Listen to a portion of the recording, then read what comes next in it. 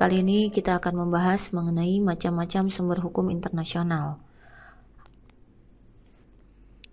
Menurut Profesor Mukhtar Kusumaatmadja, membedakan sumber hukum internasional menjadi dua, yaitu dalam arti material, bahwa sumber hukum yang membahas mengenai dasar berlakunya hukum suatu negara. Dalam arti formal adalah sumber dari mana kita mendapatkan atau menemukan ketentuan-ketentuan hukum internasional. Sedangkan berdasarkan penggolongan para sarjana hukum internasional, macam-macam sumber hukum internasional terdiri dari beberapa.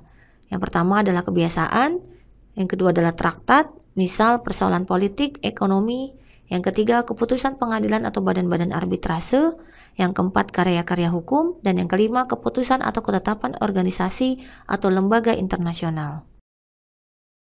Berdasarkan pasal 38 ayat 1 Statute of International Court of Justice, yang dikategorikan sebagai sumber hukum internasional terdiri dari 4. Yang pertama adalah perjanjian internasional atau International Convention, yang kedua adalah kebiasaan internasional, International Customary Law, yang ketiga adalah prinsip hukum umum atau yang disebut dengan General Principle of Law yang diakui oleh negara-negara beradab, dan yang keempat putusan pengadilan dan karya hukum. Sedangkan dalam pasal 38 ayat 2 Statute of International Court of Justice menjelaskan bahwa hakim dapat memutuskan berdasarkan kepatutan dan kelayakan apabila telah disetujui oleh para pihak. Adapun yang menjadi sifat dari pasal 38 adalah sebagai berikut. 1.